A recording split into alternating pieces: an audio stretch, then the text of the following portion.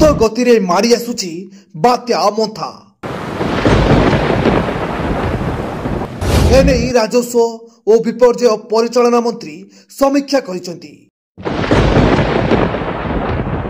SRC कार्यालय रे उच्च स्तरीय समीक्षा होईची। 8 जिला रेड जोन रे रही कहले मंत्री।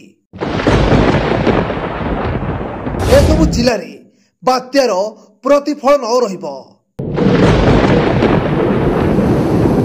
मालकानगिरी, कोरापुट, रायगड़ा, गजपति रे रेड जोन अंतर्भुक्त करा जायछि। नवरंगपुर, गंजाम, कंधमाल, कलाहांडी मध्य रेड जोन ले। खोर्धा, पुरी, नयागढ़ परी जिला प्रभावित हेबो। भद्रक, जगतसिंहपुर मध्य प्रभावित होई पारे। केवल रेड नुह समस्त प्रकार वानी पाई सजग करिछु कहले मंत्री। तेबे मालकानगिरी ठारू 200 किमी दूर रे लैंडफॉल करिबो बात्या मोन्था। मालकानगिरी, कोरापुट, नवरंगपुर अधिक प्रभावित होबार संभावना रही।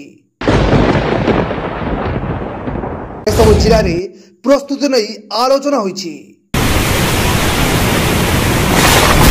मुकाबिला पाई सरकार समस्त प्रस्तुति करिसेंती।